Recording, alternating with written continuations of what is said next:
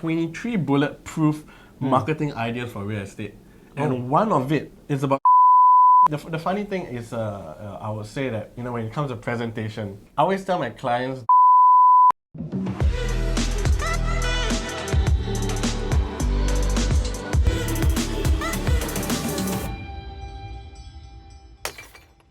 Hello everyone, today actually I created this Ask the Experts Series, which is part of my AskRandallHow program. Do click the subscribe button, and today I've actually invited Bertram from the gas station to actually help us answer a little bit of questions related to videography and partly a bit about real estate as well. So without further ado, let's start our interview with him. But yeah, maybe you can share with us, how do you start your journey on to doing videographies and all that? Maybe you can share with the audience and all. Okay, so hi, I'm Bertram, founder of the gas station. So we go back all the way to 2014 when I was a freelancer. I was doing just photos, videos, going to help corporate companies. And then right after that, I also dabbled into some small little startups. Did a bit of F&B, went into a bit of music, and earn a bit more money lah. A lot of things because I think as a freelance, it's always about, there's always that worry that sometimes whether there be jobs that you can actually earn an income from.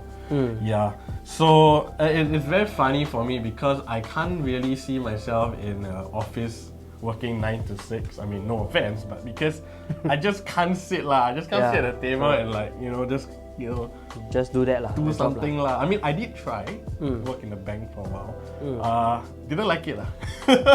Didn't like it. And then I realized that there was more to this whole thing. You know, like when I was creating videos, creating photos, this whole content creation journey. If I put it in this way, as a customer, we have needs. We definitely have needs. Why did you decide to do property related, and like in a way maybe you can share with us like what kind of added values you can give like to us as agents or even as agents customers, like how can a video or even a story can help out? Maybe you can share with the audience onto that as well. I would say in terms of why I kind of like wanted to enter into the property industry in terms of marketing was that it goes back to the core of it, that people have needs, business needs. So me myself, as where I was being a freelancer, I had to pivot. And when I pivot my whole business, I think about a new mindset, like that I'm not just creating content, but I'm also creating it for a purpose. And this same mentality has to be replicated to my clients. And that's where I realized that you guys needed it. And I felt that I have to come in and, basically help you guys out. In a way. So creating content is one thing, but also having the purpose of why you want to have that content. I think that's the main core of why I really pivoted. A little bit like something the Ask the Experts series also is something like, I think we all had to, for me myself, I also had to think it through before I actually started it. So I ran some thoughts with Bertram so that I started this journey in a different way lah, because I thought of getting more people on board to actually help educate everyone and all the consumers out there, because to me I only have 2 hands and all, but I actually wanted to reach out to more experts to actually help all my audience to actually learn more as well. So I guess that also leads to a little bit about having an open mind lah. So right now maybe we can also try to understand a little bit more, like what do you foresee the whole industry going to go towards, like for videography and related to like property related, for example. Okay, so I feel that there are so much potential in the whole market, the whole industry when it comes to being creative and creating content. Okay, I think when I'm speaking today, I'm just talking not just about taking videos, but I'm also talking about photo, I'm talking about graphics, the whole content creation, the whole spectrum. I think in relating to what I think I could really can think of is how I could think of creative angles to sell properties.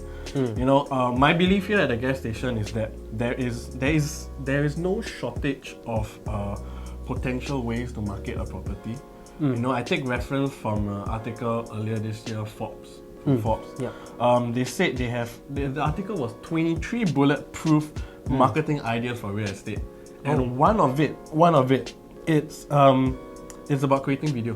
That being said, I think also it's when you think about marketing, also it's about getting in front of the right clients, right audience, and I think it's getting difficult, and getting the right audience also takes time. And so also, it's a bit challenging sometimes. So that's why you got to do it. How would I say? You can do this in many ways. You know, there's never a shortage lah. So from the Forbes article, one of the marketing techniques was to create the video walkthrough. So when you create this video walkthrough, which many people out there are doing, which is great. But what I really want to do is really kind of like give a better sense. I mean, in this whole conversation today, to let our viewers know, or like you know, that how can we take it up to another level? So a new spin, a new perspective, creating an open mind. I think that's basically the whole theme of our whole conversation today. It's about how can we stay open to new ideas, new changes, you know, away from that traditional mindset. So like apart from creating videos, you know, you got photos, take great interior photos, because marketing is the whole spectrum of it. You don't just take a video, but like you must also have the end goal of it.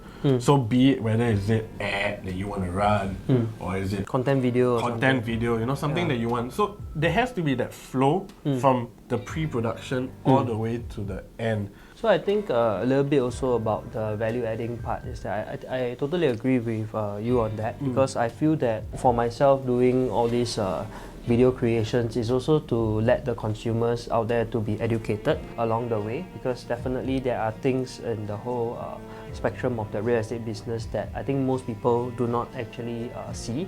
They just see like professionally done video out there, and never see like what kind of things goes behind the whole like process, and what kind of things we also add value to each other lah. What kind of presentation you feel that it could actually create a hook for someone to actually watch the video? Maybe can share with us a little bit more onto your expertise onto that lah. I think if I can break it down in terms of how can we improve presentation in a way, I can break it down into 3 parts, right? I think first of all is impression counts, right? Because that's what people see. Correct. How you present yourself is what people are going to see you in real life. So this is what I would tell my clients. Present it in a way that how am I going to see you off camera, you know? How are we going to talk, you know, the same style. I don't want to see someone different, you know? Second thing is to, it's kind of funny, it's like, I need you to be excited. Because you need to be excited about your idea. You need to be excited about what you want to do. Right from the start of pre-production all the way to the running of ads or whatever your goal is, you know, as the final result. To me, I always feel that videos has this emotional touch to things, you know? And there's a reason why people click out. I mean, the hard truth is when people click out is because they get too bored. Or it just doesn't speak to them, or it's just really not of their interest. If we create it in a way that if you were excited and you come forth the camera like, hey, you know, that kind of stuff, energetic, you know, punchy, people will watch. The funny thing is, I would say that, you know, when it comes to presentation, true story, is I always tell my clients, don't sigh.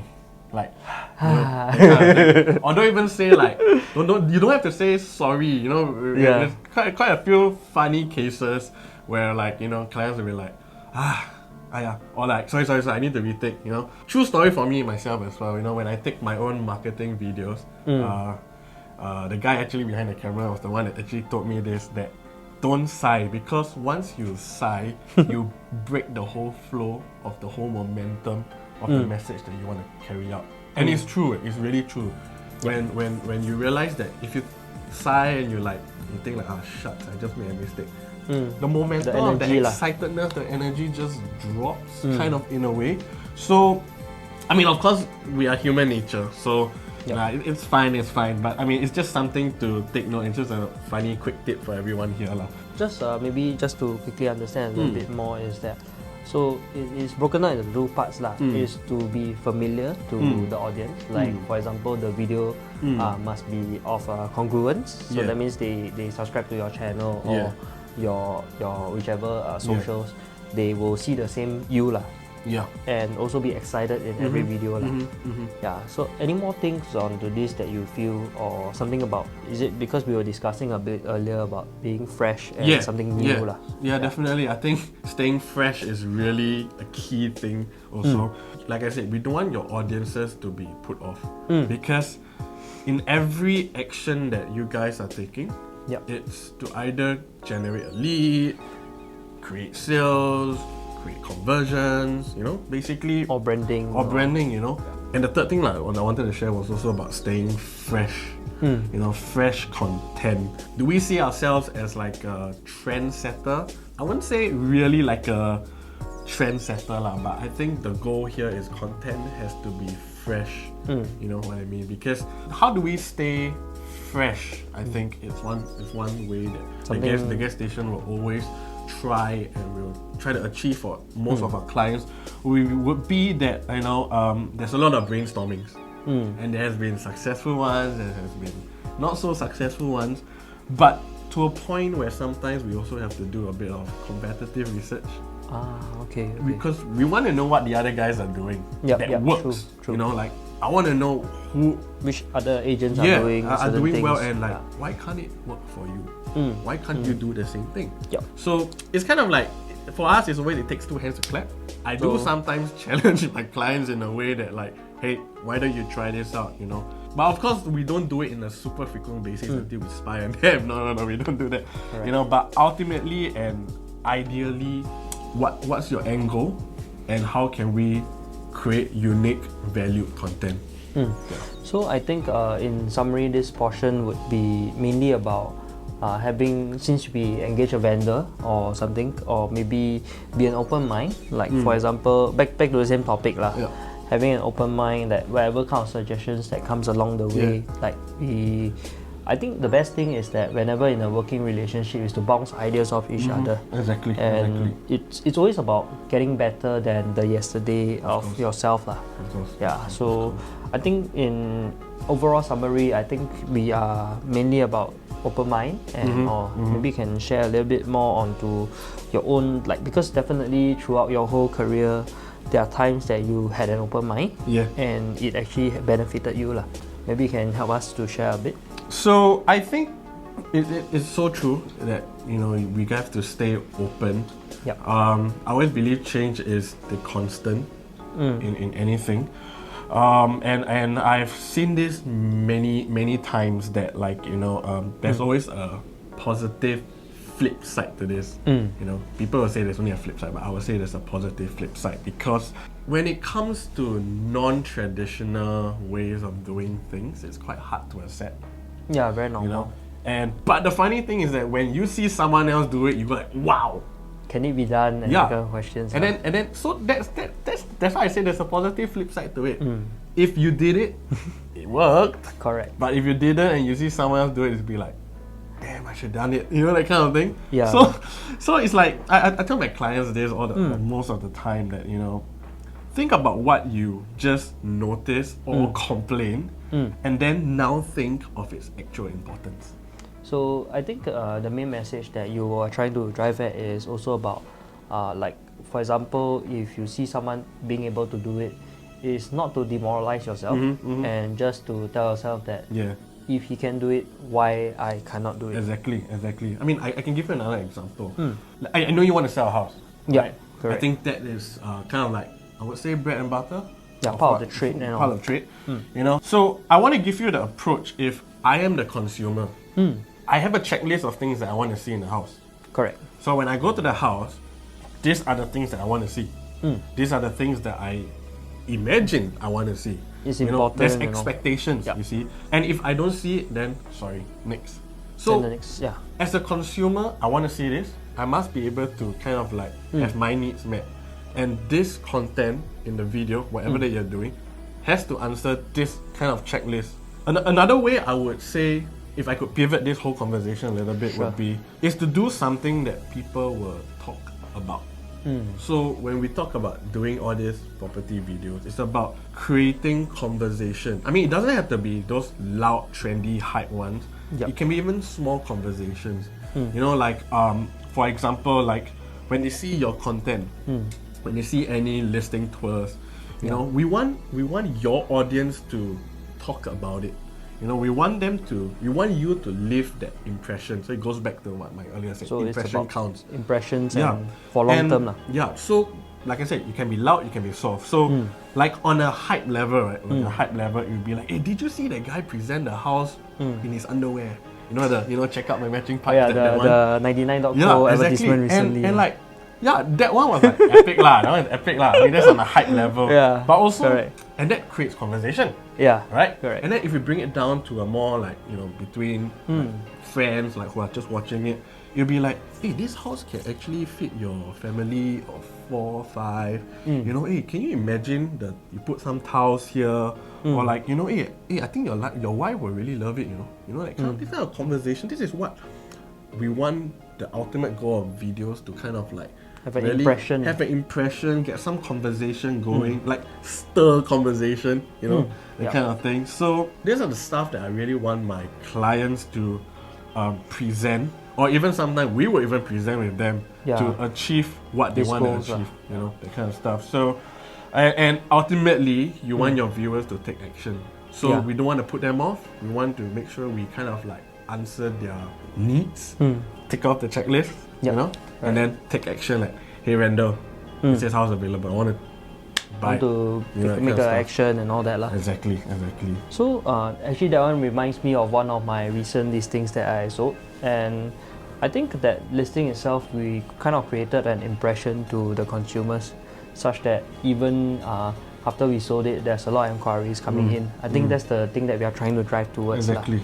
Yeah. So maybe can share with us, like, because I think this is a little bit like a property channel and all. Maybe you can help share a bit like on your own journey. Maybe, of course, it's maybe you can share with the audience on your journey. Okay. So my property journey is, I would say, the traditional way, if I could put it that way. I went for the BTO path. Yeah, I went for the kind of like safest route. I don't know. I think it's a bit of a controversial thing. I don't know. But, you know, it's okay because I think one thing about the audience here is that, because usually what I'll share is that any path that we take could be BTO, could be resale, EC or private. It's about the financial goal or end goal that you want to meet, and really it's taking individual baby steps lah. Yeah, I would say is at least there's an action being taken. Yeah. And I think back to the part that we were talking about the open mind. I think one thing that I want to drive the message across to our audience over here is also like, because for yourself, I think you shared with me a little bit earlier that you were also thinking like along the way to get yourself informed. And have a plan like for the future lah. Yeah, so I think this is the main thing that we want to share with the audience also. I think because me myself, like I think the facts have shown that I think 80% of Singapore are still in HDBs. Correct. But I believe with many of our viewers watching, I think the question that we will always ask is not the end, right? And like with MOP, we must sell on the 5th year mark, or like, you know, with price going up or whether of a dip and all this kind of information. I think you guys know how it's done. Correct. But I think also, you know, like most of us will always ask this question, then where is our first pot of gold in a way? Correct. So I think that is also very important and key, that because any forms of property could lead you to the first pot of gold. But I think the strategy of planning is more important than anything else, because I have many customers that approach me, even if they were looking for their BTO or sales of balance, where do they choose? I think that's also important to plan ahead, because if you choose wrongly, it could be difficult for the future lah. Yeah. So I think with our message about the being open mind, this will be very helpful. And so for yourself, is after your first pot of gold, any thoughts like, or 还没有想到太远, or never think until too far? Definitely probably thinking of going to private. So going to a condo. I'm always open to know more how we can work like towards that goal. Because I mean, I'm from the BTO path lah, so Correct. it's not the end, right? It's not the end. It's not the end, yeah. So yeah, I think definitely is to always consistently upgrade our portfolios. So I guess most of us, 80% Singaporeans, we are still in good hands. Correct. Yeah. So I think right now maybe I can share a little bit more with you onto what I usually will share my friends onto the BTO path because one thing that I know is not comfortable, but I would usually sometimes recommend to create a savings, like possibly 1,000 a month, up to the time you MOP. That is actually 5 years. It's actually about $60,000. Like if you just think about it, it's just a short span of time. 5 years is short, not short, but long, not long lah. Yeah, but because I do meet customers that are doing a slightly different path, they actually created. They actually didn't save money. Okay. So right now they want to upgrade. It's a lot harder, but it's not impossible. So I think with strategic and purposeful planning, like telling yourself to set aside 1,000 a month, it's actually quite a big magnitude to think about. And sometimes some of my friends even they have a 4-room flat. Oh, you bought a 3-room or 4-room? Or 5-room actually. Oh, so if for example a 5-room flat, you rent out 2 of the bedrooms while you still stay in one, and you keep the cash flow coming in and set it aside. In 5 years' time, actually, this will be a huge sum of money on top of your first pot of gold that you get. That I would usually like to set a challenge for my friends to do it, because I see people that want to upgrade cannot upgrade because they do not have the funding. Right. Yeah. So can you do it as well? I think it's possible. It's possible. Yeah. Well, what's a good range for, let's say, for people who reach the 5-year MOP mark? Yeah. Sell roughly and plus savings. What's a good amount to target for? Okay, for this itself is that because it's all about comfort, and definitely every few years is to do a review. Maybe possibly at the start you can do 500, something that's comfortable and achievable. To me, everything is about achievable goals and baby steps along the way lah. It's not about like today we say we want to do this and tell ourselves maybe we put 2,000. Then if you cannot achieve, it's back to square one. Yeah. So I would say along the way review, and whatever you have at that point in time is to plan ahead from there. Right. Yeah. I think that's the better thing to think Step about. by step. Yeah. Step by step. Taking baby steps and also having the open mind as well. And on top of that is to also attend a few trainings, or even like if you like, maybe you can attend to my free training. It's actually in the link in the description box lah. Anything to leave the audience with? I think the message is very clear. Create unique, creative value content, and definitely impression counts. And also have an open mind lah. And an open mind. Yes. Okay, I look forward to see you on my next video, and do click the subscribe button, and we'll see you soon.